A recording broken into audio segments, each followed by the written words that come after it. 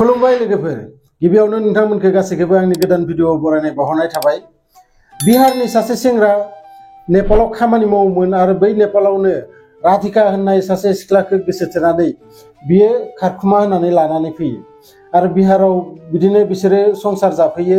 जाफैनानै बहुत बोसोर बिदिनो सानैबो थायो, गथ' सानैबो जायो बिसा आरो गथ' सानै जानायनि उनाव लासै लासै बिसा न'आव एसे नांलाय खमलाय सुरु जायो। मानोना बै सेंग्राया गुबुन सासे सिख्लाखौ गोसो थोफिनदों आरो बिनि थाखायनो बिसा न'खरा शान्ति गैयै जालाङो आरो सानसे ओरैबायदि सम फैयो बै राधिकाखौ जोबोद बुयो खालि आरो बुनायनि उनाव बियो फन खालामनानै गावसानि न'आव बिफानाव खोन्थाहरो जे ओरै थोरै बाथ्रा, आं न'आव थांफिनगोन आरो आङो बे न'निफ्राय फैफिनला, आं बेयावनो थासिगोन। आरो इमान बोसोरनि उनाव बेफोरबायदि बाथ्रा खोनानानै बिफायाबो खोब दुखु मोनो आरो दुखु मोननानै बै सिख्लाखौ बुङो, नों फै, जेबो सिन्था खालामनाङा, नोङो गथ' सानैखौ लानानै फै, इयावनो थाफैनो हागोन। आरो बिदि बुंनायाव बै हिन्जावा इखालिनो मोनायाव गथ' सानैखौ लानानै ओंखारबोयो न'निफ्राय बेग गंसे लानानै आरो ओंखारबोनानै बियो पाटनानिफ्राय सिलिगुरिसिम फैयो ट्रेनाव आरो सिलिगुरिसिम फैनानै जेब्ला बियो नेपालाव थांनांगो, बै नेपालाव थांनो गोनांबा बिहा बासनि दरखार आरो बै समाव प्राय हरनि 12टासो जादों आरो दा बास स्टेन्डहालागै एसे गोजानबो जायो, इमान हराव मानसिफोरबो खम। बिदिनो बियो गिनाय मोननानै बे सानबाय जे दिनै हरसेखौ आङो सोरांनायालागै बे स्टेसनावनो उन्दुना थानोसै आरो बिदि साननानै बियो गथ' सानैखौबो कुरकुरे माबा माबि बिदिनो मिथाइ बायना होनानै जाहोना बिसोरखौबो बै प्लेटफर्मावनो फुनथुना दोनो आरो गावआबो बेयावनो टाइम पास खालामबाय थायो मबाइलखौ थुग्लिनानै। बिदि टाइम पास खालामबाय थानायावनो सासे सेंग्रा गथ' फैयो आरो सेंग्रा गथ'आ फैनानै, बै सेंग्राया एक्सुवेलि मुस्लिममोन, जावेद होननाय। बै जावेद होननाया बिखौ सोंफैयो, अबेयाव थाङा होनदों नोङो हारसिं, नोंनि हौवाया बोरो? बिदि गोबाव सम रायज्लायबाय आरो रायज्लायनायाव बियो गावनि जि दुखुथिया जिउनि खोन्थाखौ गासैखौबो बै सेंग्रानि सिगाङाव खोन्थाजोबना लायो आरो खोन्थाजोबना लानायाव बै सेंग्राया बुङो, नोङो सिन्था खालामनाङा, थौ गथ' सानैखौ ला, आं नोंखौ बास स्टेन्डआव दोननानै फैनि।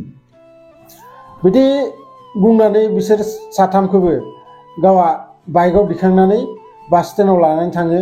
नाथाय बास स्टेन्डआव थांनानैबो बै राधिकानि गोसोनि साननाया जाफुङासै, मानोना बै समाव बासआ गैयामोन। सोरांनायनि फुङाव माने सोरांसे 4 बाजियावसो बासआ दं। बेनिखायनो बै जावेद होननाया बेखौ बुंबाय, नोङो गाज्रि मोनाबाथाय आं फंसे बाथ्रा बुंनि, जोंहानि न'आ बै खाथियावनो, नोङो थाहैनोबाथाय गथ' सानैखौ लानानै थाहैनो हागोन, जेबो सिन्था खालामनाङा। बिदि बुंनायाव दसेनो बियो मा डिसिसन लानो साननो हायासै आरो बियो बुंबाय जे जागोन दे होमबा।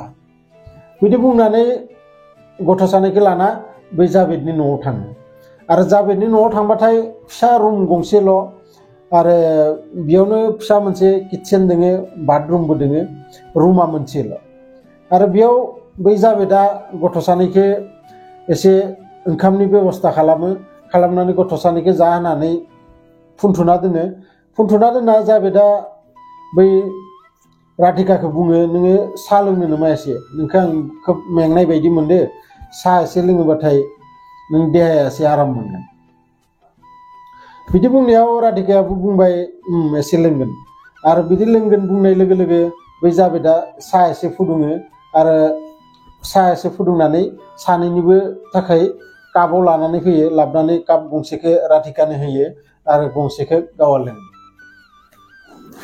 नाथाय बै साहाखौ लोंनायनि उनाव बै राधिकाया माबोरैबाबा खोमसि खोमसि नुजोबो आरो दसे उनाव बियो माने थर गैयै जानानै बेयावनो गोलैयो आरो बिदि गोलैनायनि उनाव जावेदा गावनि आसोल रुपखौ खिन्थियो आरो बै राधिकाजों जेसां माने गावनि गोसो मुथै बैजों गाज्रि खामानि मावो आरो मावनानै बिखौ बिसिनायाव लांनानै फुनथुना दोनो।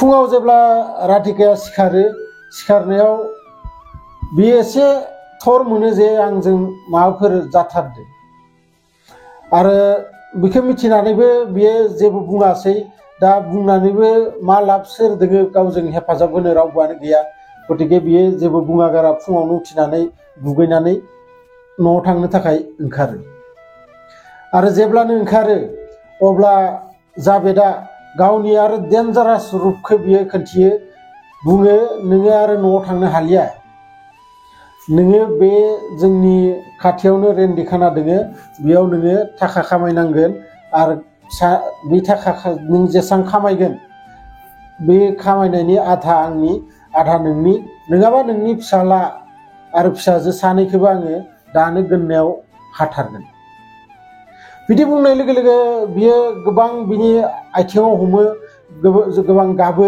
नाथाय बियो हेगार हरा आरो खुनु पयथे बियो जेबो मानिया बिनि बाथ्राखौ राधिकानि बाथ्राखौ आरो बिखौ बाध्य खालामथारो जे नोङो बे खामानिखौ मावथारनांगोन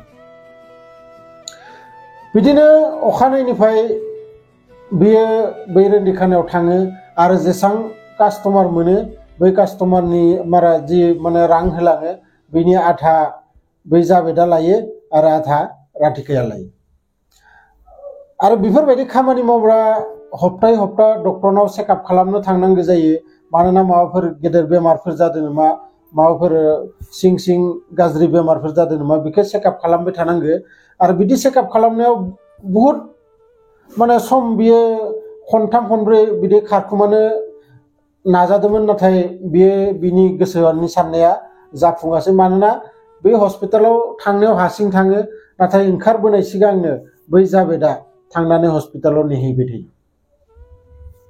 बिदिनो 5 बोसोर जालांबाय आरो 5 बोसोर जालांनायनि उनाव सानसेखालि माबोरैबाबा बिनि आरजखौ इसोरा खोनादोंमोन नामा मिथिया बिखालि सासे नेपालनिनो गावसोर गामिनिनो सासे मानसि बै राधिकानि कास्टमार जानानै फैयो आरो राधिकाया बिखौ नुनानै एसे सिनायनाय बायदि मोनो मानोना बिनि जि रायज्लायनायनि टाइपआ एसे नेपाली मानसि रखम मोन आरो बिनि थाखायनो बियो बै मानसिनाव गावा सिद्दा सोङो नोंथाङा नेपाली नामा आरो बिदि सोंनायाव बै नेपाली मानसियाबो बुङो अ होननानै अबे गामिनि बिदि सोंनायाव गासैखौबो खोन्थाबाय आरो खोन्थानायाव बै राधिकाया खोब गाबबाय बिनि आथिङाव हमबाय आरो हमनानै बुङो जे नोंथाङा जेरैखि जाया जोंहानि आफानि सिगाङाव आंनि बे दुखुथिया जारिमिनखौ खोन्थाहै आरो बिदि बुंनायाव बै मानसियाबो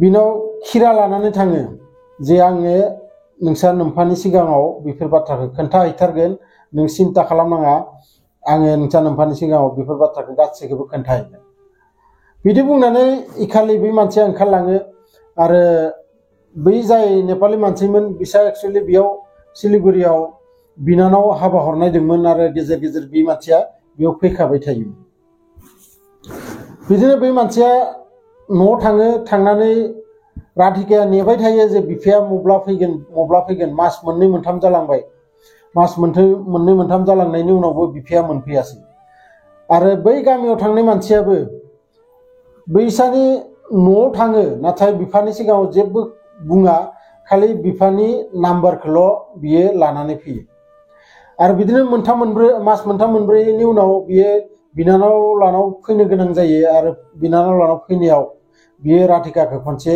लोगो हमनो थांफिनो आरो राधिकाखौ जेब्ला लोगो हमनो थाङो अब्ला राधिकाया नुनानै बिखौ सिनायखायो आरो सिनायनानै बियो सोङो नोङो जोंहा आफानि सिगाङाव खोन्थाहैयाखै नामा जोंहा आफाया मा बुंनाय नोंनि सिगाङाव आंखौ लांनो मब्ला फैगोन बेफोरखौ माने फटाफट बियो कुवेश्चन सोंनो हमबाय आरो बिदि कुवेश्चन सोंनो हमबाय थानायावनो बै मानसिया मबाइलखौ जासियो राधिकानो आरो बै फन नाम्बार लाना फैनायाव बै फन नाम्बाराव फन हरो आरो फन हरबाथाय जोंनिफ्राय बिफाया रिसिभ खालामनानै हेल' होनो आरो अब्ला राधिकाया बिफानि आवाजखौ खोनानानैनो मिथिखायो जे बियो गावसानि बिफाखा होननानै आरो खोब रुखु रुखु गाबनानै गासै खोन्थाखौबो बिफानि सिगाङाव खोन्थानानै लायो आरो बिफानि सिगाङाव बेफोरखौ खोन्थानायनि उनाव अखानायै बिफाया बै नेपालनिफ्राय सिलिगुरिसिम फैयो।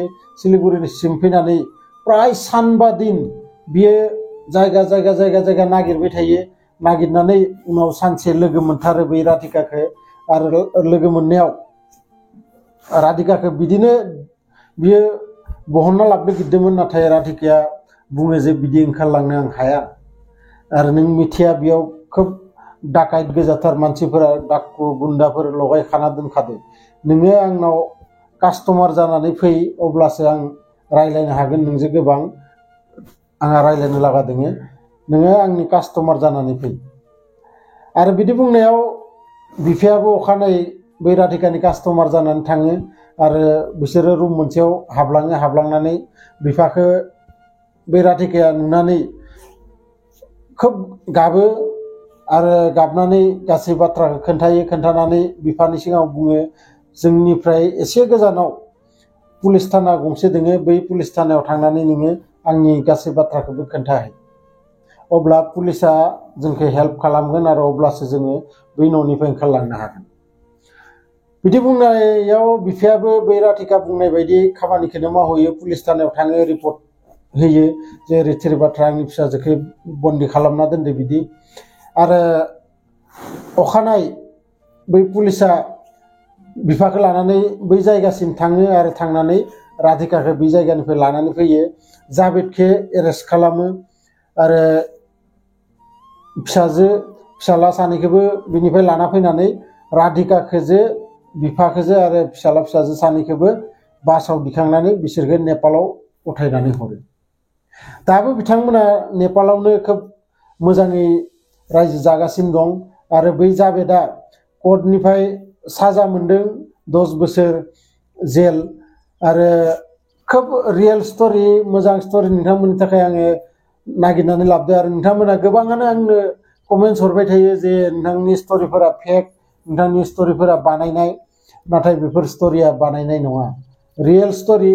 आरो बेफोरखौ आङो गासैखौबो ससियेल मिडियानिफ्रायनो कालेक्ट खालामनानै नोंथांमोनजों बिदि भिडिअ बानायनानै आं नोंथांमोननो खोन्थायो।